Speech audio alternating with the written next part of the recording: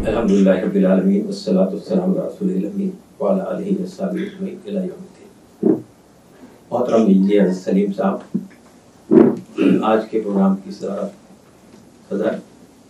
اور اسٹیج پہ تشریف فرما دیگر مہمان، بزرگ اور بھائیوں، محترم خواتین، آئیڈیا آف انڈیا کیا ہے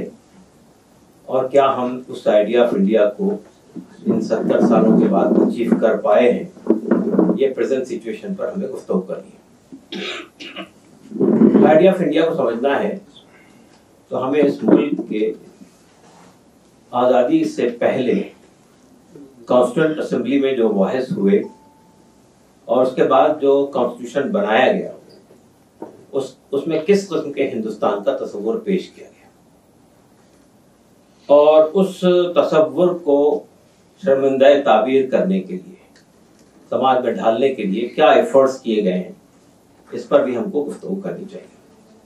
اور کیا آج ہم واقعی اس آئیڈیا آف انڈیا پر قائم ہیں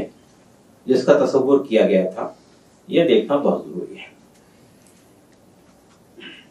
ہندوستان جب آزاد ہو رہا تھا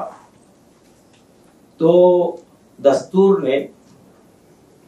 ایک ایسے آزاد، انڈیپینڈنٹ اور خود مختار ملک کا تصور کیا تھا جس میں کوئی بیرونی مداخلت نہیں ہوئی، ہم اپنے فیصلے کرنے میں آزاد ہوں۔ اس کے بعد یہ تصور یہ کیا گیا تھا کہ اس ملک کے رہنے والے، چاہے ان کا تعلق کسی مذہب سے، کسی کلچر سے، کسی کاسٹ سے ہوگا، ان سب کی حیثیت برابری کی ہوگی، ایکوالٹی کا تصور پیش کیا، کوئی چھوٹا اور کوئی بڑا نہیں ہوگا۔ پھر یہ بات کہی گئی تھی کہ اس ملک میں یہاں کا جو نظام مملکت بنے گا، حکومت بنے گی، وہ حکومت میں ہر آدمی بھاگیدار ہوگا، ہر آدمی کے ووٹ کی ایک حیثیت ہوگی اس ڈیموکریسی اور اس ملک کو بنانے میں۔ تو اس میں اس بات کو ختم کر دیا گیا تھا کہ اس ملک میں کبھی بادشاہت یا کسی خاص فیملی کا ڈومینیشن یا ڈکٹیٹرشپ کے لیے کوئی گنجائش باقی نہیں رہے گی۔ یہاں کے لوگ ہی اپنی حکومت کو منتخب کریں گے اور اس کا سربراہ جو ہوگا وہ الیکٹ ہو کر آئے گا اور وہ 5 سال کے لیے ہوگا، کوئی مستقل نہیں ہوگا۔ پھر ایک ایسے ملک کا تصور دیا گیا تھا کہ جس میں جمہوری اقدار پائی جائے گی۔ جمہوری اقدار کو ڈیفائن کرنے کے لیے اگر ہم کانسٹیٹیوشن کے 3 چیزوں کو سامنے رکھیں، ایک تو پریمبل ہے اس کا ابتدائیہ، دوسرا اس کا جو پارٹ 3 ہے جس میں فنڈامنٹل رائٹس کی بات کی گئی ہے، جس میں بنیادی حقوق کی بات کی گئی ہے، اور چوتھا جو ہے وہ پارٹ 4 ہے جس میں ایک تصور، یعنی کس قسم کا ہندوستان ہم بنانا چاہتے ہیں۔ وہ فنڈامنٹل رائٹ نہیں ہے، وہ عدالت کے ذریعے سے انفورسیبل نہیں ہے، لیکن وہ تمام تصورات جو لوگوں کے ذہن و دماغ میں اس وقت پائے جا رہے تھے ان سب کو اس میں انکارپوریٹ کر دیا گیا تھا کہ ہم اس تصور تک اس ملک کو لے جانے کی کوشش کریں۔ دوسری بات یہ کہ اس بات کو مان لیا گیا تھا کہ یہ ملک کسی ایک مذہب کے ماننے والوں کا، کسی ایک کلچر پہ چلنے والوں کا، کسی ایک زبان کے بولنے والوں کا ملک نہیں ہے۔ تو گویا ابتدائی میں یہ بات مان لی گئی تھی کہ ہمارا ملک ایک ڈائیورس ملک ہے، ڈائیورسٹی جو ہے وہ انہیرنٹ ہے۔ چنانچہ یونٹی ان ڈائیورسٹی کے کنسپٹ کو پیدا کیا گیا تھا کہ ہم یہاں پہ الگ الگ بھاشاؤں بولنے والے، الگ الگ کلچر سے اور سبھیتا سے وابستہ رہنے والے، الگ الگ مذاہب پہ چلنے والے لوگ مل جل کر رہیں گے، اور اسی وجہ سے ہمارے کانسٹیٹیوشن کے پریمبل میں فیٹرنیٹی، بھائی چارے کو انکارپوریٹ کیا گیا تھا۔ یہ پیدا کیا گیا تھا کہ ہم اس ملک میں سب ساتھ مل کے رہیں گے، یعنی جبکہ اس کے باوجود بھی کہ ہمارے تصورات الگ الگ ہیں، ہمارے مذاہب الگ الگ ہیں، ہمارے کلچر الگ الگ ہیں، ذات پات کا نظام یہاں پر ہے، ان سب کے باوجود ہم آپس میں بھائی چارے کو پروموٹ کرتے ہوئے اس ملک کو آگے بڑھانے کی کوشش۔ پھر اسی ملک میں یہ بات بھی مان لی گئی تھی کہ یہ ملک کا اپنا کوئی مذہب، یعنی دستور کسی مذہب پہ کاربند نہیں ہوگا، یعنی اسٹیٹ کا کوئی مذہب نہیں ہوگا، اسٹیٹ سیکولر رہے گی، لیکن سیکولرزم کا ویسٹرن کنسپٹ یہاں نہیں اپنایا گیا تھا، بلکہ یہ بات کہی گئی تھی کہ اسٹیٹ تمام مذاہب سے برابری کی دوری رکھے گی، تمام مذاہب سے ایکول ڈسٹینس مینٹین کرے گی، اور اسی کے ساتھ ساتھ یہ بات کہی گئی تھی کہ اس ملک میں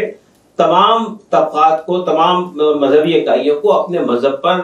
چلنے کی، اس عقیدے کو رکھنے کی اور اس کی تبلیغ اور ارشاد کی مکمل آزادی حاصل ہوگی، subject to some certain conditions. تو یہ سیکولرزم کا یہ کنسپٹ نہیں تھا کہ لادینیت یہاں پہ تھوپی جائے گی، بلکہ یہ مان لیا گیا تھا کہ اس ملک میں رہنے والے لوگوں کو اپنے مذہب پر، اپنے عقیدے پر پوری طرح کاربند رہنے کی آزادی حاصل ہوگی اور اس پر کوئی یعنی جبر اور تسلط نہیں ہوگا۔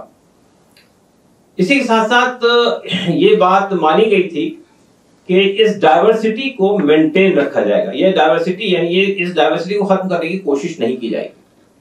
یہ ڈائیورسٹی اس ملک کی ایک وشیشتا ہے، اس ملک کی ایک خوبصورتی ہے، یہ ڈائیورسٹی کو باقی رکھا جائے گا۔ اس لیے یہ کنسپٹ ڈیولپ ہوا کہ یونٹی ان ڈائیورسٹی، ڈائیورسٹی کو مینٹین کرتے ہوئے ہم اتحاد پر لانے کی کوشش کریں۔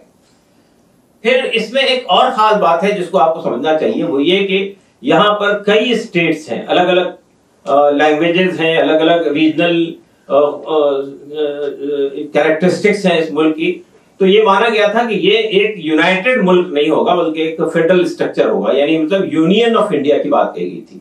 اور یہ بات مانی گئی تھی کہ ہر اسٹیٹ گو کے ایک سینٹر ہوگا مضبوط، لیکن ہر اسٹیٹ کو آزادی حاصل ہوگی کہ وہ اپنی وشیشتاؤں کے ساتھ باقی رہے۔ تو آپ دیکھیں گے کہ یہ جو کنسپٹ پیدا کیا گیا تھا کہ جتنی اسٹیٹس ہیں اس ملک کے اندر وہ ملک کا حصہ بھی رہیں گی، لیکن وہ اپنے بعض معاملات میں آزاد ہوں گی۔ چنانچہ آپ جانتے ہیں کہ جب قانون سازی ہوتی ہے تو ہمارے یہاں 3 طرح کے قوانین بنتے ہیں۔ ایک ہوتی ہے کہ ایک قانون وہ ہوتا ہے جو سینٹر طے کرتا ہے، کچھ معاملات میں سینٹر کو مکمل آزادی ہے کہ وہ تمام ملک کے لیے قانون بنائے۔ کچھ معاملات میں اسٹیٹ کو آزادی حاصل دی گئی ہے کہ وہ اپنے طور پہ قانون بنا سکتے ہیں، اس میں سینٹر کی مداخلت نہیں ہوگی۔ اور ایک کنکرنٹ لسٹ ہے جس میں اسٹیٹ اور سینٹر دونوں مل کے قوانین بناتے ہیں۔ تو بہرحال اگر آپ اس کو سامنے رکھ کر دیکھیں گے تو یہ جو تصور ہے کہ اسٹیٹ کو بھی آزادی حاصل ہے وہ اپنے طور پہ قانون سازی کرے، مرکز کو بھی آزادی حاصل ہے وہ اپنے طور پہ قانون سازی حاصل کرے، اور بعض معاملات میں دونوں مل کر قانون بنائیں گے۔ تو یہ جو تصور دیا گیا تھا ایک ایسے ملک کا کہ اسٹیٹ پر اوپر سے کوئی چیز تھوپی نہیں جائے گی بلکہ کچھ چیزوں کا پابند کر کے ان کو آزاد چھوڑ دیا جائے گا۔ آئیے اب ہم دیکھنے کی کوشش کرتے ہیں یہ جو تصورات تھے، یہ جو تصور دیا گیا تھا اس ملک کا کہ ایک اور بات یہ ہے کہ قانون کی نگاہ میں سب لوگ برابر ہوں گے، کسی کے ساتھ ڈسکریمنیشن نہیں ہوگا۔ یہ جو آرٹیکل 14 ہے وہ بنیادی طور پہ یہ بات کہتا ہے کہ قانون کی نظر میں ہر شہری کی ایکول حیثیت ہوگی، برابر ہوگی، کسی کے ساتھ بھید بھاؤ اور تفریق نہیں ہوگی۔ اور پھر ایک بات یہ کہ ایک ویلفیئر اسٹیٹ کا کنسپٹ دیا گیا تھا کہ ایک ایسی فلاحی ریاست قائم ہوگی۔ فلاحی ریاست سے مراد یہ ہے کہ ہر شخص کو چھت، ہر سر کو چھت، ہر بدن کو لباس، ہر پیٹ کو 2 وقت کی روٹی اور ہر ہاتھ کو کام۔ یہ اگر آپ وہ جو آرٹیکل یعنی دستور کا باب 4 ہے، چوتھا پارٹ ہے، اس کو اگر دیکھیں گے اس میں ایک ایسے ویلفیئر اسٹیٹ کا کنسپٹ دیا گیا تھا جس میں یہ جو انکم کا تفاوت ہوتا ہے، ڈسپیرٹی ہوتی ہے کہ ایک بہت مالدار ہے اور ایک بہت ہی غریب ہے، تو یہ کہا ہے کہ ہم وسائل کی ایکویٹیبل ڈسٹریبیوشن کریں گے، یعنی وسائل کی منصفانہ تقسیم ہوگی۔ ایسا نہیں ہوگا کہ بہت ہی امیر اور بہت ہی غریب، اس طرح کا کوئی تصور اس ملک میں نہیں تھا۔ تو یہ اگر آپ دیکھیں گے، اور پھر یہ بات بھی مانی گئی تھی کہ ہمارے ہاں ہسٹوریکل بیک گراؤنڈ سے کچھ بعض وجوہات کے بنا پر بعض طبقات، بعض کاسٹ جو ہے وہ نیچے چلی گئی ہے، وہ سماجی اعتبار سے بھی نیچے چلی گئی ہے، تعلیمی اعتبار سے بھی نیچے چلی گئی ہے، اور اقتصادی اعتبار سے بھی نیچے چلی گئی ہے۔ چنانچہ ان کو ایٹ پار لانے کے لیے، برابر لانے کے لیے ان کو ریزرویشن دینا پڑے گا، ان کو جابس میں اور ایون اقتدار میں ریزرویشن دینا پڑے گا، جاب میں، تعلیم میں اور اقتدار میں ریزرویشن دینا پڑے گا تاکہ وہ دوسروں کے ایٹ پار آ سکے۔ پھر یہ مانا گیا تھا کہ اس ملک میں اقلیتیں ہیں، مسلمان ہیں، عیسائی ہیں، بودھ ہیں، کسی حد تک کرسچنس ہیں، تو یہ ان لوگوں کی اپنی وشیشتائیں ہیں، تو ان کو کچھ اسپیشل پروویژنز دیے گئے تھے۔ آرٹیکل 29 اور 30 کو اگر آپ دیکھیں گے تو اس میں تعلیم کے ادارے قائم کرنے اور ان کو اداروں کو اپنے طور پہ مینٹین کرنے کا اختیار بھی دیا گیا تھا۔ آرٹیکل 25 میں جس میں مذہبی آزادی کا تصور پیش کیا گیا تھا، اب آپ آرٹیکل 26 میں جائیں گے تو آرٹیکل 26 میں یہ کہا گیا ہے کہ ہر مذہبی طبقے کو اپنے مذہب کو پروموٹ کرنے کے لیے انسٹیٹیوشن بنانے کی آزادی بھی حاصل ہوگی، ادارے بنانے کی آزادی بھی حاصل ہوگی۔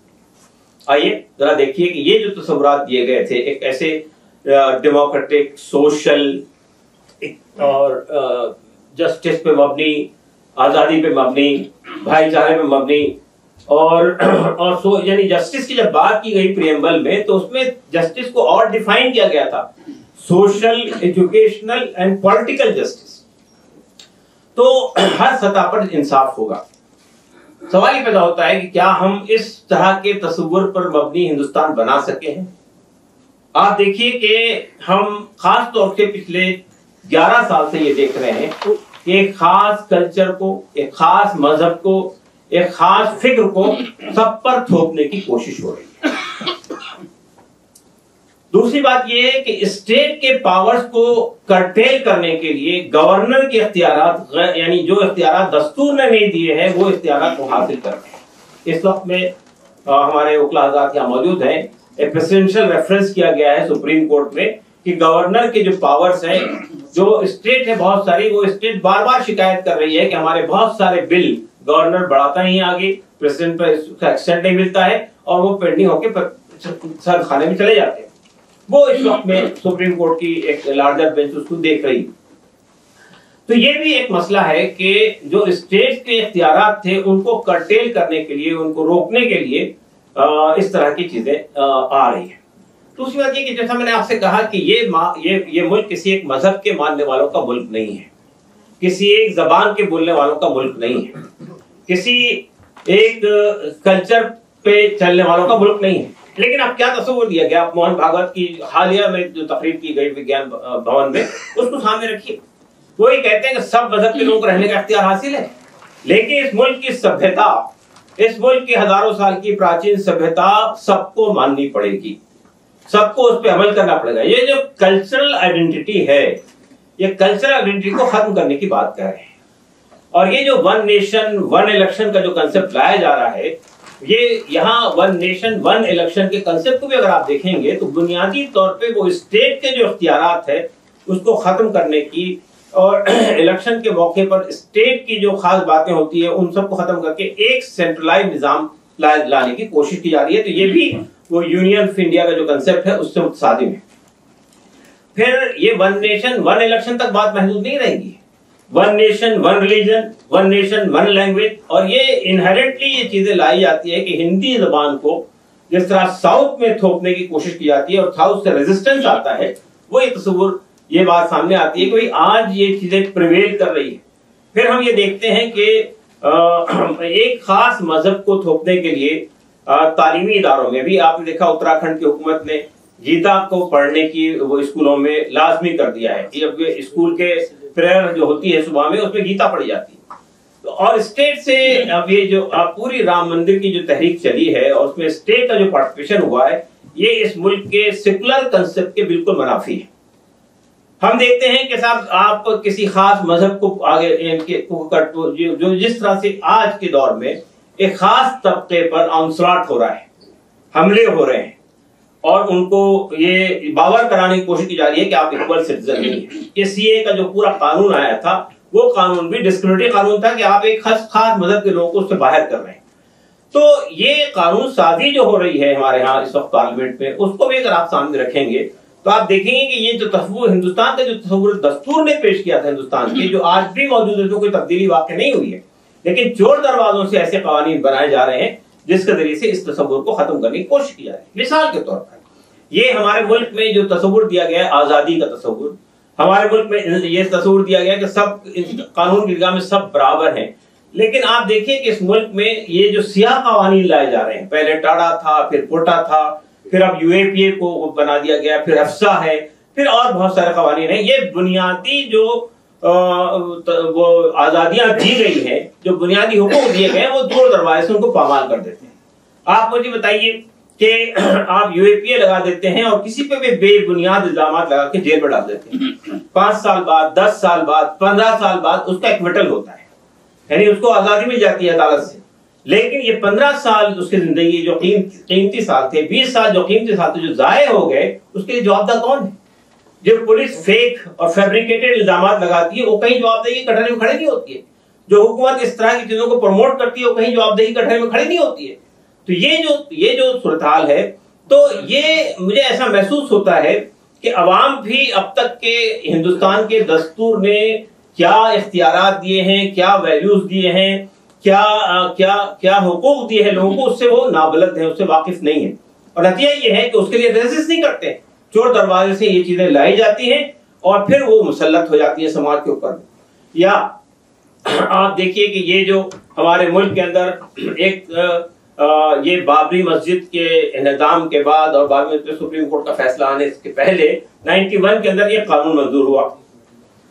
منظور ہوا اور وہ قانون یہ تھا کہ ورشپ پلیسز ایکٹ کے نام سے ایک چیز بنائی گئی کہ یہ بس اینڈ ہے بابری مسجد کا جو معاملہ تھا یہ ختم ہے، اس کے بعد اب کوئی نیا وواد کھڑا نہیں کیا جائے گا.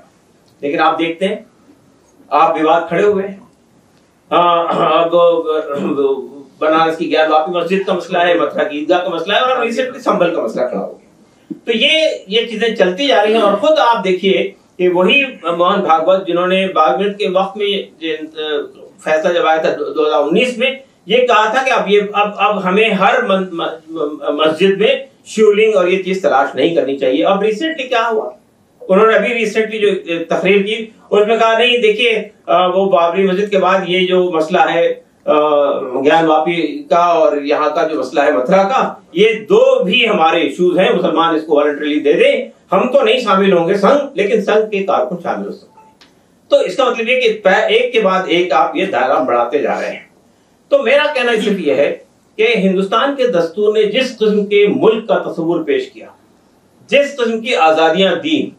جس قسم کے سیکولرزم کا کنسپٹ پیش کیا. اب آپ دیکھیں مثال کے طور پہ میں بتا رہا ہوں آپ کو کہ یہ سیکولرزم کا جو کنسپٹ ہے وہ اسٹیٹ کو یہ کہتا ہے کہ آپ کسی ایک خاص مذہب کو پروموٹ نہیں کریں گے، لیکن آپ دیکھیے کہ اسٹیٹ سے ہی مذہب کا پروموشن ہوتا ہے. جو تقریریں اب اس وقت میں بی جے پی کے لوگ کر رہے ہیں وہ ایک خاص وہ کہتے ہیں کہ یہ خود موہن بھاگوت نے کہا ہندو راج بنانے کی ضرورت نہیں ہے، ہندو راج تو آلریڈی ہے یہ ملک. اور پھر یہ بات کہ اب اسٹیٹ میں یعنی لوگوں کو پربھاوت کرنے کے لیے، ان کے ووٹ حاصل کرنے کے لیے اب اسٹیٹ کے لوگ جو ہیں وہ بہت سارے مذہبی تقریبات کرنے لگے. ابھی ریسنٹلی ممتا بنرجی نے بہت سارے مندروں کو بہت بڑا کنٹریبیوشن دیا، بہت ساری چیزوں کو پروموٹ کرنے کی کوشش کی. تو میں یہ کہنا چاہتا ہوں کہ جس سیکولر کنسپٹ کو انڈیا کا دستور پیش کرتا ہے وہ یہ کہتا ہے کہ آپ ایکول ڈسٹینس مینٹین کریں گے تمام مذاہب سے اور اسٹیٹ کا کوئی مذہب نہیں ہوگا. لیکن اسٹیٹ ہر وقت اس معاملے میں انٹر کر کے اس تصور کو پامال کر رہی ہے. یہ مسئلہ صرف ایک خاص آئیڈیالوجی رکھنے والی پارٹی کا نہیں ہے، یہ چیز ہر جگہ موجود ہے کہ کس طرح سے ایک پرٹیکولر کمیونٹی کے لوگوں کو پربھاوت کیا جائے، ان کے ووٹ حاصل کیے جائیں تو ہم اس معاملے میں کچھ باتیں رکھیں گے. تو میں یہ کہنا چاہتا ہوں اصل میں کہ ہمیں یہ اس ملک کے دستور میں جو کنسپٹ پیش کیا گیا ہے، ایک ایسے ملک کا کنسپٹ کہ وہ آزاد ہوگا، سب کے برابر کے حقوق ہوں گے، کوئی اونچا اور کوئی بڑا نہیں ہوگا، جو طبقات دب گئے ہیں، پس گئے ہیں حالات کی وجہ سے ان کو اوپر لانے کی کوشش کی جائے گی، یہاں کی جو اقلیتیں ہیں ان کو خاص حقوق دیے جائیں گے، مذہبی آزادی حاصل ہوگی، اس میں کوئی پامال کرنے کی کوشش نہیں کی جائے گی. اور اسی کے ساتھ ساتھ یہ بات کہ یہ اسٹیٹ کی اپنے اختیارات ہوں گے، سینٹر کے اپنے اختیارات ہوں گے، اور جو درمیان یہ تفاوت ہے وہ ختم کرنے کی کوشش کی جائے گی، ایک ویلفیئر اسٹیٹ بنانے کی کوشش کی جائے گی. آپ سب بتائیے ہم نے 2009 میں RTI کا قانون بنایا، RTE کا قانون بنایا تھا، اور وہ RTE کا قانون آرٹیکل 21 سے انہیرٹ کیا تھا. آرٹیکل 21 جو ہے وہ زندگی کا قانون ہے، زندگی رائٹ ٹو لائف کا قانون ہے. اس میں ہم نے رائٹ ٹو ایجوکیشن کو بھی انکارپوریٹ کیا، حالانکہ وہ قانون یہ تقاضا کرتا ہے کہ آپ رائٹ ٹو لائیولیہڈ کو بھی اس میں ڈالیں اور بہت ساری چیزوں کو ڈالیں. تو لیکن اب آپ دیکھیے کہ رائٹ ٹو ایجوکیشن کی بات آنے کے بعد بھی اور کانسٹیٹیوشن میں یہ کہنے کے بعد کہ ہر آدمی کو ایجوکیشن حاصل کرنے اختیار ہوگا، 70 سال کے بعد بھی ہماری اس ملک کی آبادی کا 1/3 سے زیادہ بڑا حصہ جو ہے وہ الٹریٹ ہے، تعلیم نہیں حاصل ہوتا ہے. ایک بڑا طبقہ ایسا ہے جو بلو پاورٹی لائن زندگی گزار رہا ہے. تو بہرحال میں یہ سمجھتا ہوں کہ یہ پوری صورتحال کو سامنے رکھتے ہوئے ہم اور آپ سب کی ذمہ داری یہ بنتی ہے کہ ہم کو پورے ملک کے لوگوں کو ریزسٹ کرنا چاہیے ہر اس ایفرٹس کو، ہر اس کوشش کو جو آئیڈیا آف انڈیا کو ختم کرنے کی کوشش کر رہی ہے. شکریہ جزاک.